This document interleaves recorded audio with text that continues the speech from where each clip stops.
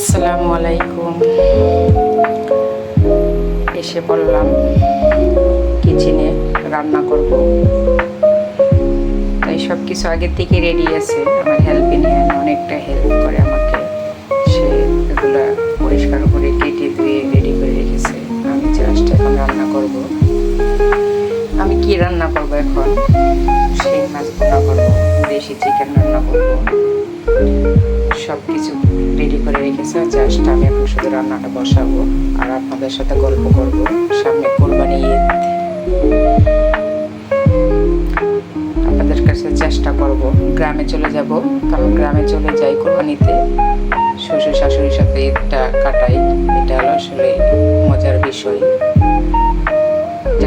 বেশিরভাগ মানুষই কাজটা করে গ্রামে চলে যায়, যাতে ফ্যামিলি গ্রামে থাকে। আসলে খুব এনজয় হয়। গ্রামের দৃশ্যগুলো, সিনারিগুলো খুবই ভালো লাগে। বিশেষ করে বাচ্চাদের আনন্দ বেশি হয়, কারণ শহরে ওরা রুমের ভিতরে থাকে। যখন গ্রামে চলে যায়, পশু প্রাণী ওদের কাছে খুব পছন্দ জিনিস। বিশেষ করে আমার ছেলেটা গরু, ছাগল, পাখি, তারপর হলো হাঁস, এগুলো খুব পছন্দ। ছোট ছোট ছাগল ধরে ধরে খেলা করে, আসতেই চায় না। শহরে থাকে রুমের ভিতরে, এগুলো তো দেখতে পারে না। তাই গ্রামে যখন যায় তখন খুবই এনজয় হয় ওদের। মাছ ভুনা বসাচ্ছি, পরিমাণ মতো সরিষার তেল দিয়ে দিলাম। আমি সব কয়টা রান্নার ভিতরে সরিষার তেলটা সবসময় ইউজ করতে চাই। এটা আমি ইউজ করি, এটা আমার খুব পছন্দ।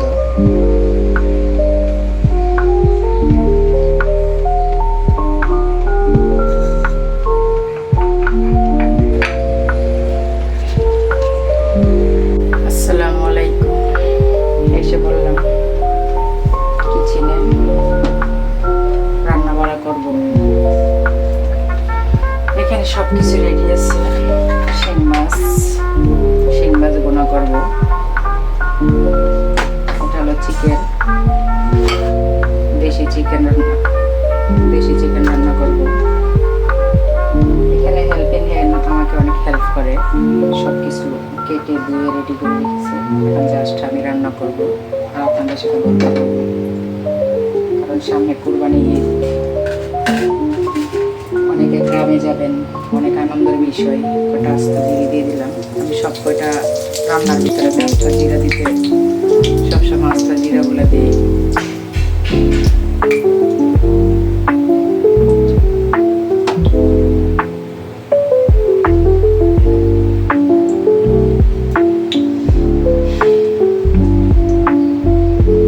আর সরিষার তেল দিয়ে রান্না করছি। সরিষার তেলটা আগে দিয়ে দিলাম, ভিডিওটা তখন অন করি নাই। আমি সব কটা তরকারির ভিতরে সরিষার তেল ইউজ করি। সবই খুবই কম, মাঝে সাঝে কোনো সবজির ভিতরে পরিমাণ মতো দেই, না হলে সরিষার তেল ইউজ করি বেশি। আসলে সরিষার তেলটা খাওয়াই সবচেয়ে ভালো স্বাস্থ্যের জন্য। দিয়ে দিচ্ছি পেঁয়াজ। মাছ ভুনা করবো তো, তাই এক বাটি পুরা পেঁয়াজ দিয়ে দিলাম।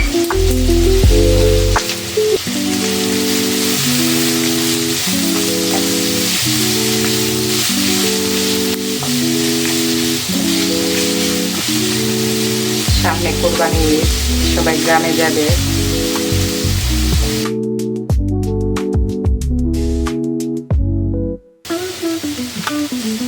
বিশেষ করে বাচ্চাদের মনে আনন্দ বেশি, কারণ বাচ্চারা শহরে ছোটতে বড় হয়, শহরে থাকে রুমের ভিতরে। তাই আরো ঈদে বাড়িতে যখন যায়, দাদুর বাড়ি, নানির বাড়ি, অনেক এনজয় করে। বিশেষ করে আমার ছেলেটা খুবই আনন্দ, তোরা ওই এনজয় করে যা বলে বোঝাতে পারবো না। আমার ছেলেটার হলো গরু পছন্দ, ছাগল, তারপরে হলো মুরগি, তারপরে হলো হাঁস, কয়টা জিনিস ওর খুব প্রিয়, ও দেখলেই হয়েছে কান্না করবে। মজার ঘটনা হলো, যখন আসবে যতদিন থাকবে ভালো মানুষের মুরগি নিয়ে, হাঁস নিয়ে, ছাগল নিয়ে খেলা করবে। ওর দাদিদের, অন্যান্য দাদিরা যারা আছে, ওর দাদি মানে চালগুলা, ওই চালেদের ওগুলো নিয়ে খেলা করবে। আবার যখন আসবে তখন শুধু ওঠে আগে বসে থাকবে, এটা টাকা নেবে।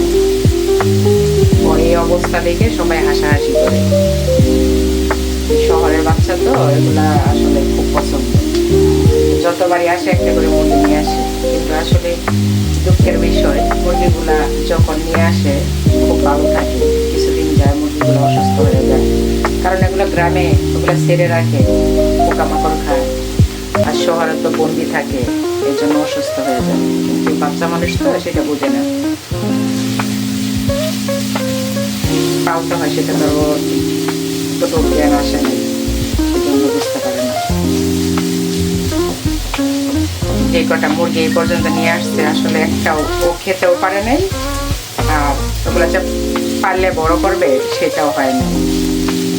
কিছুদিন যায় অসুস্থ হয়ে যায়, সবকিছু ঠিকঠাক থাকে, তারপর অসুস্থ হয়ে যায়, তারপর দেখা যায় কি মারা যায়, ফেলায় দিই। এটা হলো কষ্টের বিষয়। আর ছাগল খুব পছন্দ, বলে যে আম্মু আমি ছাগল নিয়ে যাব গ্রাম শহরে। তখন আমি বলি যে বাবা ছাগল কি শহরে রাখা যায়? বলে আমাকে আরো উল্টাও বোঝায়, কেন রাখা যাবে না আম্মু বলো, আমি ছাগল পালবো। আমি বলছি কোথায় পালবে? বারান্দায় পালবো, না হলে ড্রয়িং রুমে রাখবো, না হলে ডাইনিং এ রাখবো, এগুলা বলে। আসলে বাচ্চা মানুষ তো বলবো, যত বড় না হবে ততদিন ছোট তো এরকম পাগলামি করবে, এটা ব্যাপার না, এটা মজার দৃশ্য। আসলে এক একজনের এক একটা প্রতি আগ্রহ থাকে। মেয়েটা আবার এরকম ছিল না, মেয়েটা গ্রামে যায়, ছোট ছোট মেয়েদের সাথে খেলা করে, হাসি মুরগির পাগল নয়। যাই হোক, কুরবানি ঈদ আসছে, সবাই কুরবানিতে বাড়িতে যাবে, এটা আনন্দের বিষয় ইনশাল্লাহ। সেটা আমার খুব ভালো লাগছে। বছরে একবার যাই, আর আমার বর মাঝে মাঝে যায়, প্রতি মাসেই যায়, প্রতি মাসেই বাবা মাকে দেখার জন্য চলে যায়। আর আমি যেতে পারি না বাচ্চাদের স্কুল রেখে, তাই আমি বছরে একবার শুধু ঈদে যাই, কুরবানি ঈদে। যতদিন থাকি খুব মজা হয় শাশুড়ির সাথে। দেবর শ্বশুরটা নেই, শ্বশুরটা মারা গেছে, দুঃখের বিষয়। কিছুদিন হয়, জানুয়ারি 10-এ শ্বশুরটা অসুস্থ ছিল, পড়াশোনা করছিলাম, ঢাকায় নিয়ে আসছিলাম, বাসাতে বাড়ি নিয়ে উপর আল্লাহ নিয়ে গেছে, সত্যি উপর আল্লাহর ইচ্ছা। আসলে আল্লাহ পাক যখন যা করে সেটাই মেনে নিতে হবে, ওইখানে কোনো হাত নাই মানুষের। উপর আল্লাহ যা করবে সৃষ্টিকর্তা, সেটাই আমাদের জন্য সৌভাগ্য, এবং সেটাই মেনে নিতে হবে। যাই হোক, চেষ্টা করবো গ্রামে যায় কিছু ভিডিও আপনাদেরকে উপহার দেওয়ার জন্য। গ্রামের দৃশ্যগুলো অনেক সুন্দর, সত্যি। এটা বাচ্চাদের না, বড়দের জন্য। আমারও খুব ভালো লাগে, অনেক এনজয় হয়। সবুজ ঘাস, পুকুর পাড়ে বসে বসে সবাই কথা বলি, ওইখানে যাই মজা করি, খুব ভালো লাগে। শাশুড়ির সাথে তো ফ্রি, কোনো কথাই নেই। আমার শাশুড়ির সাথে আমার সম্পর্ক হলো মামি, শাশুড়ি বউয়ের সম্পর্ক নেই।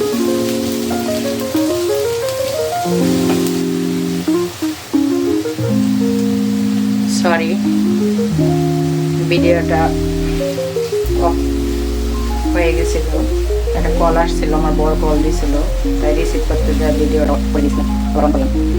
শিং মাছের মশলাগুলো দিয়ে দিলাম, মশলাগুলো আগেই রেডি করে রেখেছিলাম। আমার হেল্পিং হ্যান্ড অনেকটা হেল্প করে আমাকে, সব কিছু রেডি করে দিয়ে আমি জাস্ট রান্না করি, সেটা আমার জন্য আসলে অনেকটা হেল্প হয়।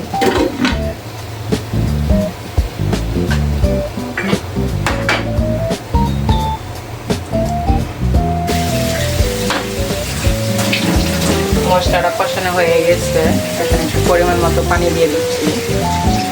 পানিগুলো দিয়ে শিং মাছগুলো দিয়ে একটু কষাবো, কষায় তারপর পরিমাণ মতো যতটুকু ঝোল রাখবো, মানে বোনা করবো তো পরিমাণ মতো একটু পানি দিব, বেশি দিব না।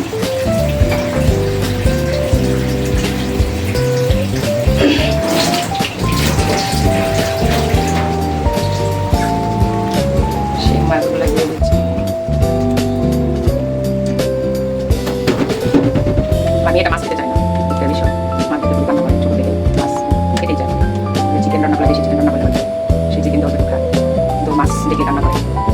এখন একটু মশলা বড় হয়ে গেছে, এখন কিছুটা পরিবর্তনে আসছে, ওকে বুঝে বুঝে বুঝে বুঝে এখন একটু খাওয়াতে চেষ্টা করি। বাচ্চাদেরকে মাছ শাকসবজি এগুলো খাওয়াতে হয়, না খাওয়ালে শরীরে পুষ্টি ঘাটতি থাকে, পুরোপুরি পুষ্টি হয় না শরীরে।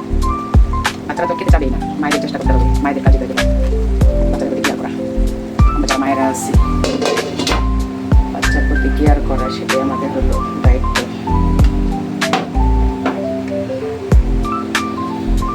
যাই হোক, কিছু সময় অপেক্ষা করতে হবে, কারণ গ্যাসের পাওয়ার একদম কম, খুবই স্লো, তাই এক চুলায় রান্না করছি, আরেক চুলা অফ আছে। গ্যাসের পাওয়ার বেশি থাকলে হয়তো দুই চুলায় বসায় দিতাম চিকেনটা, আরেক চুলায় হয়ে যেত। যাই হোক, কিছু করার নেই, রিল্যাক্সই করতে হবে। সবার যে অবস্থা আমার একই অবস্থা, বলে কোনো লাভ নেই। ওকে, কিছু সময় অপেক্ষায় আছি। আসলে কিছুক্ষণ পর আসলাম, চুলাটা চেঞ্জ করলাম,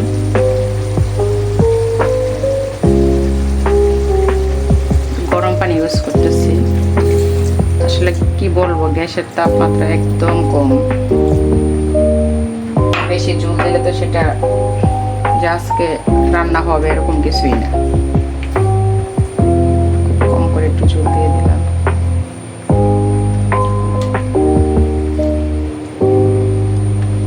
সন্ধ্যা থেকে একটু ভালোই ছিল, এখন হয়তো কমে গেছে, সবাই রান্না করছে সেই জন্য গ্যাসের চাপ কমে গেছে। পরিমাণ মতো একটু ঝোল দিয়ে দিলাম শিং মাছে, আর এটা তো বোনা, বেশি দিতে যাচ্ছি না। ওকে, আর কিছুক্ষণ অপেক্ষা করবো, দেখি এখন কি অবস্থা। আসলাম কিছুক্ষণ পর। আসলে গ্যাসের পাওয়ারটা একটু আর একটু বাড়লে হয়তো ভালো হতো।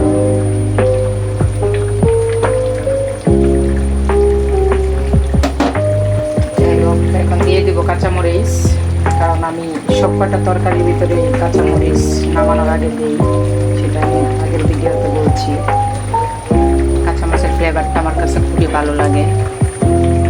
এখন যেটা নেব সেটা হলো ধনিয়া পাতা।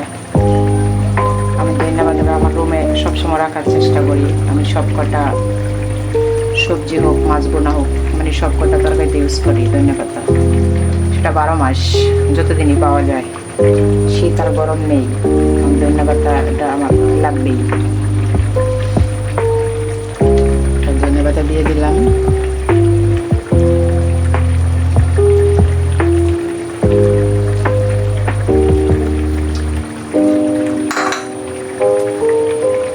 আর কিছুক্ষণ সময় অপেক্ষা করব, 5 মিনিট, তারপরে নামাবো।